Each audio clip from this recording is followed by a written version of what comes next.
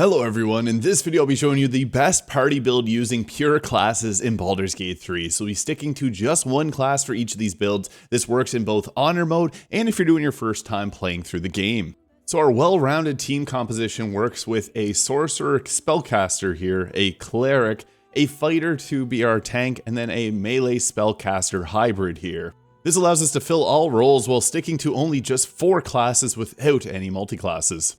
Now first I'll focus on our Cleric, because this is kind of the glue that holds everything together. Now with a light Cleric, we can effectively raise our entire team's armor class by the usage of Radiating Orbs, which are very powerful, which can basically shut down the enemy, giving them a -10 to their attack rolls. Pairing this with other conditions like Reverberation, we can end up knocking enemies prone and skipping their turn. Our tank is there to soak up as much damage as possible, and then we have our cleanup Warlock here. So first things first, our Cleric. I would recommend a light domain Cleric. I think this is the best, and it's a great support class because of their warding flare and improved warding flare a little bit later on. The Tempest domain is also quite good because they're high damage, but I think overall for a team composition, light domain brings a lot more to the table. The cantrips we'll be going with is Toll the Dead, which is going to be good early game because it's a wisdom save, and then we also have Sacred Flame if there's non-goblins, and also Guidance, which is extremely useful. The light domain gives us Burning Hands, Fairy Fire, light cantrips, and the Warding Flare, which can turn attacks into disadvantage, meaning we're much more likely to succeed on not getting hit. And I think the best stat spread here is to go with 16 Wisdom, 16 Constitution, and 14 Dexterity, because we can only get a +2 from the armor that we'll be wearing from Act 1 all the way through the game, so I think just +2 from Dexterity works fine. So this is the stat spread we'll be rolling with. Level 2 gives us our Radiance of the Dawn, which gives us the ability to get rid of darkness if it's in a bad position, although we can use our team to kind of thrive in darkness. Use our Channel Divinity. Now for the spells that we want to have, I would always recommend having Creator Destroy Water, especially since we're going to have spellcasters that can double their lightning and cold damage, so it's a good combination. Command is a very powerful spell. I'd recommend having Healing Word and not Cure Wounds, as the bonus action ability is really nice. Guiding Bolt can be good too to give advantage on the next attack roll, but I would actually prefer having Sanctuary there and Bless, because Bless is really nice early game, although you can get a very early game item that can give you Bless on your heals, which is available from Volo. So if you have that, you can take off Bless and then take Guiding Bolt. Level 3 gives us a very powerful spell with Scorching Ray, allowing us to put out a good amount of damage. But for our next level spell, I'd recommend grabbing Hold Person and then maybe also taking the Spiritual Weapon. A Spiritual Weapon is really good for just taking attacks away from your team. And Hold Person is one of the best spells in the game because when you use that, you can set up your fighter to get critical hits for free on their weapon attacks. So they can't miss. Level 4 gives us another cantrip here, and I'd recommend, I guess, Bursting Sinew can be nice, or the Resistance cantrip. Even actually Produce Flame can be nice because you can hold a flame into Act 2 and it gives you a bit of light source. And then we'll go ahead here and re-add Guiding Bolt back. And for our feat, the Alert feat is actually really good on your Cleric because this lets them set up quickly, and the +5 to Initiative is extremely valuable. I also like an increase to their overall Wisdom too, but I think early game, especially in Honor mode, being able to have your Cleric not get surprised is huge. And the +5 Initiative, obviously massive. Now level 5 is a huge power spike because we get Fireball, and we also get the ever-powerful Spirit Guardians. So this is basically our best spell in the game because it's going to apply radiant damage and also debuff the enemy, as it gives them difficult terrain, their movement speed is halved, which also sets up our Radiating Orbs and much other gear. And we'll likely have that gear by this point. Now, Mass Healing Word's great if you have the Bless Ring. And Glyph of Warding can also be nice too, especially if you're using Shadowheart, because she can't go to sleep, so you can drop a sleep glyph at your feet and knock a bunch of enemies to sleep. But Mass Healing Word if you don't like to use that kind of strategy. Into level 6 here, we get our very powerful ability, Improved Warding Flare, so this will turn an attack roll into disadvantage, making it much less likely to hit us, and you can now apply this to your entire team, so this is a good reason to use your reaction on that. We'll next be grabbing another spell here, and I guess Glyph of Warding can be pretty useful if you don't want to go back and take like Aid. Aid can be pretty effective too, because you can use any of the type of free casting abilities to give your entire team extra health. Level 7 gives us Wall of Fire and Guardian of Faith, which are pretty good spells to have. And we'll go ahead here, and Death Ward's not a bad spell to have because this allows you to stand back up if you have a teammate that's going down often. That can be a pretty decent spell to grab. Into level 8, we get our potent spellcasting, adding our Wisdom modifier to our Cleric cantrips, which is great. And we can go back. Revivify is nice, but you get so many scrolls, so we'll take Aid there. And you can even go back and take Bless or Guiding Bolt if you prefer having one of those spells there. And for this feat, we'll go with our improvement to Wisdom just for better spellcasting and adding that extra damage point to our cantrips. Level 9 gives us two of our best, or I guess one of our best spells, Destructive Wave, a massively powerful spell, knocking enemies prone in a 9-meter radius. It's huge. Really good spell. And at this point, we can take things like Insect Plague. Contagion's good outside of combat because you can apply a poison, or you can make the enemy vulnerable to all damage and it won't aggro them. Mass Cure Wounds can be an okay spell. I wouldn't always recommend using it. Contagion will probably be a little bit better, so it's really up to you at that point what spell you want to take. Level 10 gives us our Divine Intervention, another cantrip. You can grab Bursting Sinew, and then we'll go ahead here for our level 11, which gives us some of the best spells in the game. I would always recommend having the Planar Ally because you can grab the Genie, and the Genie is really good. It's extremely effective. We also can grab like Blade Barrier and Hero's Feast if you want. There's a lot of level 6 spells, but you can get a few different free casting abilities. We want to get Hero's Feast and 8 up on the entire party. That's going to give us a massive amount of extra health. Level 12, we'll just prepare another spell here, really your preference. Heal can be an okay choice as well. Really, it's up to you at this point. I guess we can go back and grab Bless. And then for our feat, we're going to max out our Wisdom. Now you'll see how this all comes together when we get to the combat section, but for gear, the most important armor is early in, or kind of middle Act 1, Luminous Armor. So you can create a Radiant Shockwave, a 3-meter Radiant Orb Burst. So you're going to give those -2 to the enemy's attack rolls. The Luminous Gloves can also apply this too. So whenever you deal Radiant damage, the target receives 2 turns of Radiating Orbs. And then we also have something here with a Holy Lance Helm. So whenever the creature misses you, which they likely will with the Radiant Orbs, they'll take Radiant damage, which then applies your Radiating Orbs again. So you're constantly applying Radiating Orbs on enemies. I also like the Cloak of Displacement because this works well. Giving the enemy disadvantage and -10 to their attack rolls, they're going to keep missing you and taking damage from the Holy Lance Helm. And purposely having a bit of a lower AC works well. So we also have the Boots of Stormy Clamor because we can stack Reverberation because Radiating Orbs will stack and cause this to affect. We also have a pairing here a bit later on I'll get to. For items, this is tricky because if you go evil with Shadowheart, that's how you get our best item. But this will give you the ability to become resistant to a damage type. So if you cast a spell, you can get resistance to fire and radiant damage. I think this is really good. You could also go, if you wanted to throw in a couple melees, you could do the Sacred Star. I don't recommend doing it that way. I actually think it's best if you have Shard Spear of the Evening, which will allow you to see in darkness, which I know it goes often against the thoughts of a light domain cleric, but this can actually work very well because we're going to have others that can use darkness on the team. You could also use the Blood of Lathlander as well as an item, but I'm going to go with the Creation's Echo. And the Sentinel Shield, as it gives you a +3 to initiative, so we got alert +3 from this. We're going first, possibly. And really, it's up to you what type of crossbows you want to use. We can use this here to just get a little extra damage with a bonus action if there's nothing else that we can go with. Yeah, there's no real perfect bow for this situation because, yeah, we got some of the other bows on our other teammates, and this just gives us at least a bonus action ability. We're not proficient, but you could also equip the Hellrider longbow for a +3 to initiative, so we got a +6 from our items, and then +5, we go first every single time, which is actually ideal for your cleric to set up like your Radiating Orbs. I also have the Amulet of the Devout there to give a +2 to spell save DC, and an additional Channel Oath, so that is really nice as well, just for the extra support that you got there with 3 Channel Divinities. You're not going to want to use this too often, but it can apply Radiating Orbs in a huge area. We also got the Whispering Promise to give a 1d4 bonus to attack rolls whenever you heal a target, and we got that every single turn with the Ring of Regeneration, giving us a 1d4 of healing. So these two rings actually go together well, constantly giving ourselves Bless. And yeah, that's the that's the gear for the Cleric. And I would recommend the Elixir of Peerless Focus actually as an item because this will make you have advantage on your saves so that you're less likely to drop Spirit Guardians. I really thought about putting the Barbarian here because they are a great tank. However, the Eldritch Knight got such a massive buff, and I think a fighter is an essential character to have on your team. They will take more damage typically than your Barbarian, because the Barbarian halves their physical damage, but the fighter is extremely powerful. Now with the defense feat, this is just a good choice because it'll give you a +1 armor class, giving us less likely chance of getting hit. But if you want to use great weapon fighting, this is great too, because you can re-roll your damage die. Now for our build, this is where it comes into gear. Now, early game, the strength potions are great on this.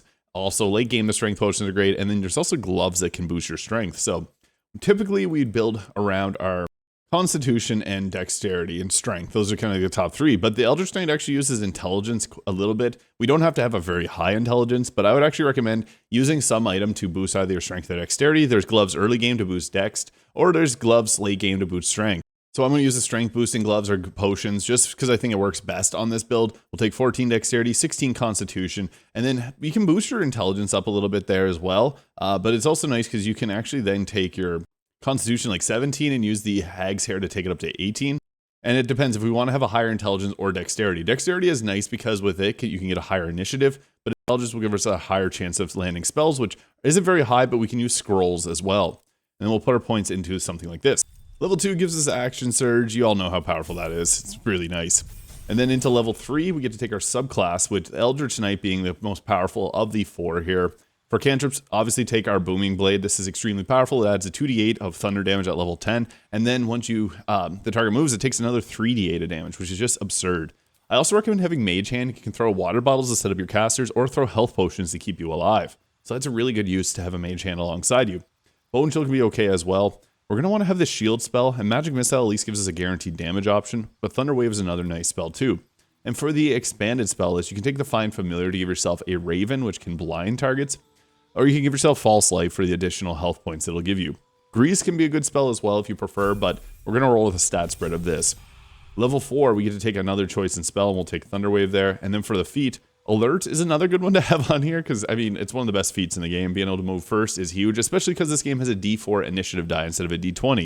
The Sentinel feat is another really good one, or if you want to go with the Polar Master, but I think Sentinel is actually really nice, because you can then attack a teammate, or if there's a teammate nearby that's getting attacked. Since we don't have a reaction like Riposte, which we would get from the Battle Master fighter, this is a good choice as well. But if you go with the Battle Master fighter, because it is another good valid choice, over to Eldritch Knight, you can then go with like an ability score improvement or the Alert feat. This just gives us a really nice opportunity to deal damage with our reaction, which we don't normally have. Level 5, Extra Attack. This is the power spike that pretty much every class gets at level 5. Level 6, we get to take that additional feat, and at this point we can take the Alert feat or an ability score improvement. I'd recommend on your Constitution, likely. That's probably one of the best choices there. Level 7 gives you War Magic. Now this is actually pretty broken with the Booming Blade cantrip, because if you Booming Blade on your first attack, you can attack, and bonus action attack for 4 attacks with an action and bonus action. Pretty crazy. We also then get access to some higher level spells. We can take things like Darkness, which is surprisingly very effective, because with this you can then hide out in the darkness, and you can actually, there's a few items in the game that let you hide out in darkness with the rest of your team. We're going to have a few different teammates that can utilize that, so it's a good actually strategy to have your concentration holding it. Scorching Ray, not really the best choice, but Gust of Wind, I guess, is another good one, because you can push enemies off of ledges. Level 8, we get ourselves an expanded spell list, and at this point, the best damage option is Shadow Blade, if I'm being honest, but not everyone always likes taking Shadow Blade. I'm not going to use it on this build. Misty Step is a really good consideration too. As a bonus action, teleport, huge. Mirror Image also works great because you can increase your armor class by 9. That's actually pretty massive. If you can pop that before a combat, huge. And Hold Person is another really good spell to have. I like to have a Hold Person on here because that gives you critical hits on your attacks, which is massive. But I think Misty Step gives you better bang for your buck. Now at this point, we're going to take our ability score improvement and we'll boost up our Constitution. Although, since we are dumping a stat, those 2 stats can actually be countered by other items. Reroll Saving Throw at level 9, great ability. Level 10 is actually nice because this will give disadvantage on the next saving throw against a spell that you cast. You can actually give disadvantage to things like Hold Person, which is huge with the Eldritch Strike. Now we get a cantrip choice here. At this point, Mirror Image, or Minor Illusion is pretty good, or Firebolt, I guess if you want to explode some things. Bone Chill if the target is healing itself, I guess. There's not many that will at Act 3, but I guess Cazador. Chromatic Orb, I guess, is a good choice, or Gust of Wind. Gust of Wind being able to push enemies off of ledges, which is sometimes just really nice. Level 11, Extra Attack. That's a huge power spike again. That's where this gets crazy, because then we have our 4 attacks. The last spell here doesn't really matter, I guess Shatter, because it can be somewhat helpful outside of combat. And for our final feat, we can go ahead with taking our Constitution up to 20, giving us max survivability and also max damage. Now, there's a lot of good gear for this build. I like the Disintegrating Nightwalkers. Gives us an extra Misty Step, and if you have someone that's building ice surfaces, it can prevent you from slipping. As mentioned, we got a Glove of the Frost Giant here. Otherwise, we would go with the Gloves of Dexterity and boost up our Strength instead. I just think this works well because you can put our Strength to 23. Use a Bloodlust Potion, as that's actually pretty effective. Although you could also use a Strength Potion if you wanted to free up your Gauntlet slot for something different. Like there's the Gloves that give you a boost. The Gloves of Surging Accuracy, when you use Action Surge, you get a 1d4 bonus to attack rolls. Or you could go with the Gloves of the Legacy of the Masters here, which gives a 2 bonus to damage and attack rolls with weapons. Pretty nice too. Now with the Armor Persistence, if you're doing an evil run, go with the Helldusk Armor. That's actually going to give you a higher AC, so 23 versus 25. But the nice thing about the Armor Persistence is it has built-in like Blade Ward and Resistance, which is really valuable. So you can go with something like that instead. I have the Cloak Protection for a better armor class and the Helm of Baldur. However, you can actually put this, if you don't want to use the Holy Lance Helm on your healer and actually want to prevent them from being stunned and critically hit, put that on them. And then with this character, you get the Helmet of Arcane Acuity. If you want to land those Hold Persons, this is actually a really good item for them. But then mentioning Darkness, this is a good item because it gives you advantage on Constitution saving throw checks. So you can hold your concentration on Darkness, and you can see in darkness using this helmet. So we have a Hexblade and a Shadow Magic Sorcerer, 3 people that can see in darkness, and you're pretty much invincible at that point. I also have the Periapta Wound Closure, which will give you max healing. It's huge. The Caustic Band, extra damage on your attacks, always good. And the free critical hit, Killer Sweetheart. I also have the Gaunter Mail there because that can give you haste, which is crazy. So you can actually buff yourself up quite a bit with this build. And then the Baldur's Giant Slayer. You can use Shadow Blade as I mentioned, but I didn't grab it. This is a really good weapon. And if not, you can go with the Sword of Chaos. Early game, you can use Fowler or Louvre as well if you'd prefer, and go with something like that. Now, I would say that the Sorcerer is the best caster in the game. It's a really good one to have for a variety of reasons. This can be the face of your party. I'm using my Dark Urge here. I personally think that the Shadow Magic Sorcerer is the best subclass for a variety of reasons. You get a summon, you get the ability to teleport, increase your range by 50%, you get darkness and the ability to see within it. It's actually crazy strong. Second strongest would be the Storm Sorcerer. It gives a great spell list, resistance to lightning and thunder damage, and the Draconic Bloodline used to be one of my favorites, but I actually prefer Shadow Magic here. So you can use any 3 of these. You'll get a few different subclass features, level 6 and 11, but I'm going to roll with the Shadow Magic because this is really tanky with the Strength of the Grave and Darkness. Now for cantrips, I would recommend having Mage Hand again, throwing healing potions and all that is great. Firebolt to explode things, Bone Chill to stop target from receiving healing, and then with the last cantrip, if you're the face of the party, Friends is going to be a very invaluable spell. You can also go with Ray of Frost or Shocking Grasp. And for the spells, we're just going to go with Shield and Magic Missile there. For the ability score spread, Charisma, high as it can go. Now you can actually go with a few different spreads here. So I'm going to go with 16 Dexterity, 14 Constitution, 10 Intelligence, Wisdom, and 16 Charisma. Late game though, this is a little trick. You can get the Constitution Amulet. I think it works best on a Sorcerer. So then we can dump our Constitution. This will be the stat spread without the Constitution Amulet, but I want to be using that. And I actually think it's best to put our points into Wisdom because this gives us Wisdom saves. And then we can also boost up either our Strength or our Intelligence there for saves. Wisdom saves are just super valuable to have good. So we're going to roll with that. Level 2 gives us our Meta Magics, Twin Spell and Distance Spell. Those are the 2 best. And then for our next level spell, Thunder Wave is great, or Chromatic Orb, because this allows us to get our sorcery points back using the Hound of Ill Omen that we'll get at level 6. It's a great choice. Then level 3 gives us our very powerful, this is actually one of the most powerful abilities in the game, with Eyes of the Dark, Darkness. This allows us to see in our magical darkness, which is a very valuable skill because darkness is extremely, it breaks enemies' line of sight. You're basically protected in it. And this makes your sorcerer very tanky actually, because they're not likely to get hit. Now we get to take some very powerful spells like Hold Person and Scorching Ray. We're going to be wanting to hold our concentration on darkness, so I'd actually recommend going a Scorching Ray first and then maybe Misty Step next. And Quicken Spell, the best meta magic, allows you to do a bonus action spell, very powerful. Level 4 gives us another choice in our cantrip here, and Acid Splash I guess is an okay choice, or Ray of Frost. And then for our next cantrip, or spell, I'd recommend Hold Person, Misty Step, or Mirror Image, depending on how you want to play.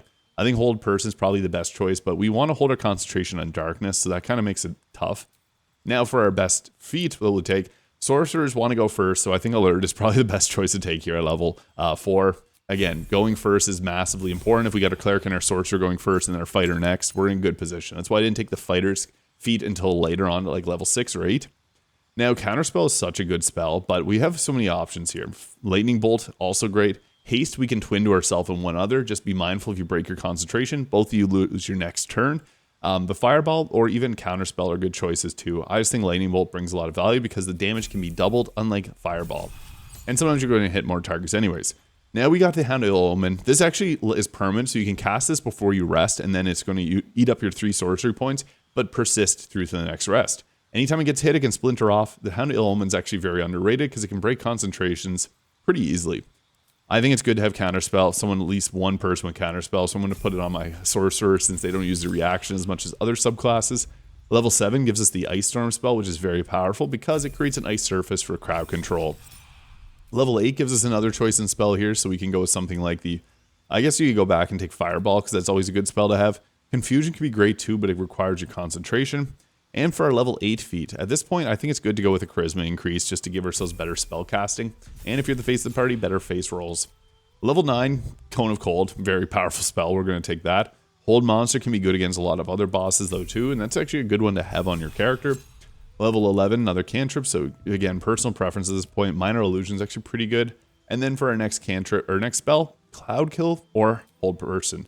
Cloud Kill is actually nice because you can pop this down, and if your teammate has Hero's Feast, you don't get damaged by this. So it's really good. Now for our next spell, I think that Careful spell can be good just to keep your teammates safe if you actually do something wrong.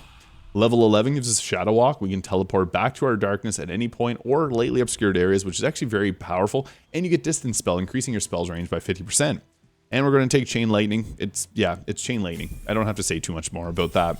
Level 12, another sorcery point and another spell from here. And Globe of Invulnerability is so good. Although you could take a Wizard dip and then take that with the Intelligence Circlet. It's a good choice, gives you 4 spells, and you can learn the elementals with that, because we typically, a sorcerer doesn't get elementals, but the wizard would, and you can learn them from spells. I'm sticking to pure builds for that. I'm just going to throw that idea out there. And then we're going to go with an increase to our charisma all the way up to 20. As for gear, the Hood of the Weave, increasing your spell save DC. I have the Thunder Skin Cloak, because when a creature with reverberation deals damage to the wearer, they must do a Constitution saving throw or become dazed, which makes it more likely for you to land wisdom saves, so things like Hold Person. The Robe of the Weave gives us a +2 in armor class, and when we succeed on saving throws, we heal ourselves and a bonus to spell save DC. With that, you do want to cast Mage Armor. If you're not going with the Draconic Sorcerer, because they get Mage Armor built in, you can get scrolls of it. That puts our armor class up to 22, which is pretty good. The Gloves of Blighter and Skies, extremely useful item that gives reverberation whenever you deal lightning, thunder, or radiant damage, which we have lots of. And then the Hellisk Boots, which gives you a bonus action teleport. You can succeed on saving throws. This is one of the best late game items, although you could go with the Boots of Stormy Clamor having someone else, but these are a good choice as well if you want to put them on this character. And even the Evasive Shoes gives you a bonus to armor class. It's your choice here for boots. And we have the Amulet of Greater Health there. And then for rings, I would recommend having the Coruscation Ring. This further stacks reverberation, or radiant orbs, because this can actually give them whenever you're illuminated with a light. And with things like Fireball, you can hit multiple targets and apply radiant orbs multiple times. Actually a very powerful spell. And it's actually beneficial to pair it alongside your Cleric. Ring of Protection for the better armor class. And then we also have the Amulet of Greater Health, which puts our health at 122, which is pretty good. And then I also have the hand crossbows here, although you can go with any of the crossbows that gives you a bonus. Like you could actually swap out and take a critical hit one if you wanted to boost your critical hit chance with Scorching Rays, because that's going to be a good choice for damage early game. And then I also have the Mark of Heshker staff here. And with this, we want to use the Bolts of Doom, which will give you extra lightning damage and lightning charges, which is extremely effective. And for the final build, this is patch 8, so we got some very good choices here. Previously, I liked the Fiend, but the Hexblade is just so powerful that we have to roll with it. Now, for the cantrips, we get the best ones in the game with Eldritch Blast and Booming Blade, obviously very powerful. For the spells, we're going to want to have the Shield spell, and then Hex can be nice too. And then for the ability scores, we're going to do a Charisma, and actually it's good to have a high Dexterity on this character because we're going to get our initiative up, but we also can wear medium armor to get a high armor class that way. So a stat spread of something like that can work well. 14 Constitution, 16 Dexterity. You can swap your Dexterity and Constitution if you prefer. And at level 2, we get to take another spell here. Wrathful Smite can be okay, potentially frightening your target, or Armor of Agathis. Now, Devil's Sight, this is where the glue comes together. We got the Shadow Magic Sorcerer, our Darkness Seeing Eldritch Knight, and a Hexblade Warlock. So 3 targets that can see in darkness, and then a Light Cleric that's kind of the opposite of that. It's kind of the yin-yang. It works really well. We're going to want to take Repelling Blast too, and at level 5, we'll take the Agonizing Blast, add our Charisma modifier to the damage. Now, we get some more powerful spells. Hold Person, really good. Since we're not going to be holding a concentration on darkness, we can hold it on Hold Person. And then for the Pact Boon, we're going to go with Pact of the Blade. This is how we can get the extra attack on our melee weapon, which uses Charisma, by the way, which is perfect. We're then going to grab Mage Hand, again, another really effective spell. And you could grab Darkness, but I actually think it's... Now, we're going to have one character use Shadow Blade just because Shadow Blade is so high damage. So we're going to pop that into his hands. It's really good. And at this point, Alert can be good, but we can also go with a Charisma increase to take it up to 18. This is going to increase both our weapon attack rolls and spell casting.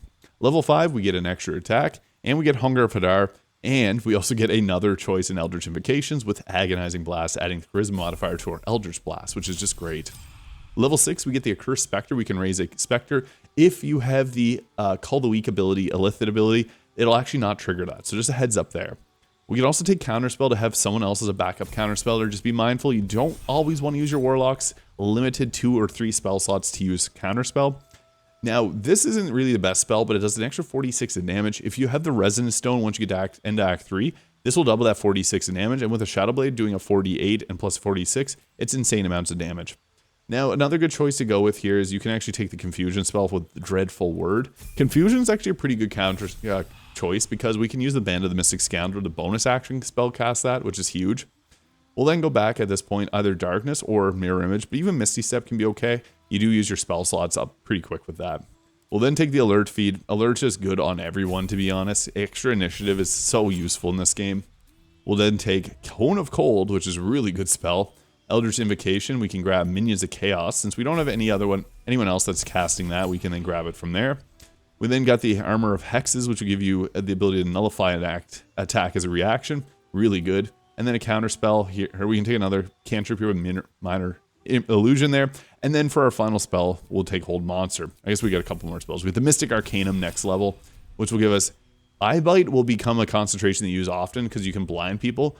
But sometimes instead of using that for 10 turns, it's almost better to use Circle of Death or Create Undead. Create Undead is probably the true best because it gives you a free mummy. And it's an extra thing that'll take up hit points for your team, which is really good. But we can also go with a Banishing Smite because that's also a very effective spell with an extra 40-10 of force damage, which is huge. We also get the final Eldritch Evocation here with Life Drinker adding our Charisma modifier to the damage, massive. And then we can grab another spell here, Mirror Image or Darkness being nice choices. And then finally we can boost up our Charisma all the way to the top with 20. Now as far as gear goes, we got the Birthright hat, bonus 2 to Charisma, great. Deathstalker Mantle if you have the Dark Urge. If you're not, though, you can go with like the Nymph Cloak to give you Dominate Person, or Vivacious Cloak to give yourself healing after casting a spell, which is great. We have the Armor of Agility there, putting our armor class up to 23, which is pretty useful. We also get the Helldusk Gloves. This will give a bonus to spell save DC and spell attack rolls, which is really good, so that can be actually pretty effective. Daredevil Gloves can be a good early game option as well. As mentioned, you could use the Gloves of Dexterity to put your Dexterity up to 18, which would take your armor class up to 24, and then you could dump another stat. And then we also got the Evasive Shoes there for +1 to armor class. We have the Strange Conduit Ring, so when you hold a concentration on like Hunger of Hadar, you then get additional 1d4 psychic damage on your attacks. We also have the Band of the Mystic Scoundrel for a free bonus action attack, the Spellcrux Amulet, which is really good for a free spell, and then we also have Knife of the Undermountain King and the Adamantine Shield, which is really great. I also have the Deadshot there for an increased critical hit chance, but another trick that we can do is we can actually take ourselves one of the staffs here and then give yourself the free cast ability from like the Staff of Spell Power, and with that we can use it and give ourselves a free Shadow Blade at level 5, which is extremely powerful. So that's just a free weapon. We keep our spell slot, and then what's even crazier is then we can go with like the Conjure Elemental and then take our water. We want the water one because it can set up chilled with its attacks, and then what you can do is then use your spell slot Restoration, give you your level 5 spell slot back, which is great. Also, if you multi-class, it actually gives you 2 spells back if you have 2 different types of spells. And then you take the Spellcrux Amulet off and put on like the Amulet of Baal, put on like the Spell Savant Amulet, which gives you a free like Armor of Agathis, or if you had Mirror Image, it would give you that for free. And then you could also even, again, put on the Ballist Armor, or the Ballist Necklace, Amulet of Baal. Another little trick is you can take your spell, Arcane Battery here, and then give your whole team an entire Hero's Feast. So it's a free cast of that. Doesn't eat up your level 6 spell slot, which is a great use of it. And you can also trade around Mark of Heshker and give you the free spell as well. This will boost up everyone's health a little bit, which is nice. And then you can also use like an aid spell as well. Now, when you want to get into combat, the best thing would be to actually start off with some type of crowd control. Hunger of Hadar being actually a pretty good one for the enemies. So then you can start off with an area of blindness there, which is actually extremely effective. We all rolled the first, and this is crazy. It doesn't always happen this way, but if you can get this, it's best to have your whole team to work interchangeably like that. Now, first turn, Spirit Guardians and your Cleric is probably the best choice here. Make sure it's the Radiant version. And you can also upcast this for a little extra damage. I like using like a level 4 spell slot instead, just because you got 3 of them as well. We get counterspelled. Unfortunate, but it does happen. Now, we can also apply Bless to our whole team with a Mass Healing Word here, which does eat up a level 3 spell slot. Or we can drop a Spiritual Weapon, which can apply Daze. We want to make sure we use the Maul version of it, though. The Maul is going to be ideal. And we can set this up behind our Hunger of Hadar there to actually give us another target that will actually take attacks away from our team, but it's a good supporter. Now, we actually got our action back here, so the best thing to do with an Eldritch Knight is actually just to get in and start doing Booming Blades to take out enemies, because Booming Blade hits really hard, especially if you have a specific item. I should have mentioned this a little earlier. The Resonance Stone. You can swap it freely between teammates, and then now that target will have vulnerability to psychic damage, so then we can just go ahead with our psychic damage attack. I forgot to apply my Bind Hex weapon, which would have gave me the extra attack there, so that was a silly goof that I messed up with. You could use if I didn't have a concentration now, we could have used Hold Person or the Confusion spell. Not ideal, but it is what it is, and that was enough to actually take out that target there with the critical hit, did the psychic damage. And we don't want to go into our Hunger of Hadar, we want to stay in darkness if possible. We also have our Shadow Magic Sorcerer here, so we got our Eyes of the Darkness. This actually gives us the zone that we can hide out in. Now, what's great about this is everyone can see in darkness except for our Cleric, so what you can do is if you want, you can set down darkness. You don't have to. You can actually start off with just trying to eliminate some of these high-value threats. So you could start off with like a Chain Lightning there, 95% hit chance. Ideal. That was able to take out 6 targets, really effective. And we have an Elixir of Bloodlust on this character too, so then we can actually set down our Darkness here. And I'm going to keep Shadowheart out of it, so we have 3 people that can hide in it now, and we're good. This is actually pretty safe. I forgot to summon in our Hound of Ill Omen, so I'll put him into our Darkness as well, because he can actually see within it. And for our fighter, we want to get them into attacking. Unfortunately, we have the Hunger Vidar right there, so we have to actually draw the enemies towards us. So we're just going to go back here and attack these targets back here. Baldur and Giant Slayer, really powerful weapon. You can also use the Giant form there, or apply Haste to yourself. Haste is really good too, so you can actually go ahead with this concentration. If you break it, you don't lose your concentration, but that gives you those 3 attacks. Although if you're in honor mode, it won't. It'll just give you 1 extra attack. We struck them with the Eldritch Inertia, which is fine. We'll hopefully take them out with 1 more attack here. And also, you could use like an arrow of many targets if you just want to attack multiple at a time. That's another good choice. So we'll go ahead here, clearing off 1 enemy. Shadow Blade would do the job a lot quicker, but I didn't want to use that. I forgot we got Booming Blade there as well, so that's really good. And that gave us an extra action from our Bloodlust Potion. So Haste, Bloodlust Potion, yeah, we can actually get a lot of actions with this because afterwards we have another attack here, and then we also have Action Surge. So we can basically guarantee that we're going to take out at least a couple targets with this, because if you take out the first one, you get that extra action, and that's really good. So yeah, multiple attacks there. We finally took out that target. We have 1 more attack. I forgot to even use Booming Blade, but we don't have the reach to be able to get them. And the reason I said to bring a Water Myrmidon is because they also have that Elemental Warp there, so you can get in close to a target. But with this, what you can do is you can actually move it in close, and then its Slam attack will apply Chilled on the target.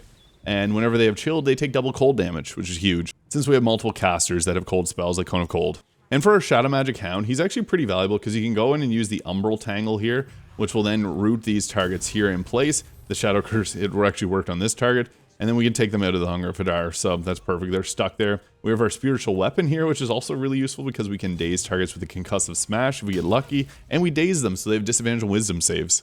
And they took cold damage and they're chilled, so they took double cold damage, which is pretty funny to see. We're safe in our Darkness because they're going to be blinded. They rolled a 23. We have shields, so we don't actually get hit there. That ate up our reactions, so we got to watch out for counter spells. Again, misses after misses because we're safe in Darkness. But we do still have Will there with counterspell if there's a dangerous spell like Command or Hold Person coming.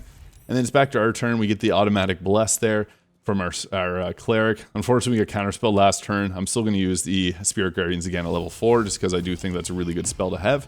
And then you can move in, hopefully take out a target. Spirit Guardians doesn't actually trigger a Bloodlust. I guess I don't have the Bloodlust Potion on her, but after this we can actually bless our entire team. And that's a good choice because Mass Healing Word here will apply Bless on everybody. We can't see in Darkness, so we can actually move out of it and try to set up where our Spirit Guardians can actually hit somebody else. We'll then take our our Hexblade Warlock here. It's ideal to get in a melee attack, but I don't want to get too far in. Yeah, we'll do it, whatever. And we'll go with, you can go with a Hexblade's Curse first, and then go ahead with Booming Blade. So you apply that Hexblade's Curse, and then literally just go in. We only have 1 melee attack. I kind of forgot about that, but I should use Booming Blade as well. We raised the Accursed Spectre, though. That's exactly what I wanted out of it, so that worked well. And I guess we got an extra action, which is nice, so then we can go ahead with like a Circle of Death, which will unfortunately hit a couple of our targets, but that was fine. We actually did quite a bit and broke a concentration. And for my turn here, now another thing is Darkness can actually stack with ice surfaces, so you can actually use Ice Storm here to create more difficult terrain for the enemy. And that was enough to take them all out. So yeah, this is a very powerful team composition. You got Hunger Vidar for crowd control, Darkness to keep your entire team safe, except for your Cleric who has Spirit Guardians to also protect themselves. This will reduce the enemy's saving or attack rolls with the radiant damage. You're basically invincible with this team comp. It's very fun. Let me know your thoughts in the comments. If you enjoyed this video, please hit the subscribe button below. I do intend to do a video with multi-classes here in the future because I'd like to add in the Monk and a few others, but let me know your thoughts in the comments. Hit the subscribe if you haven't already, and I'll catch y'all in the next one.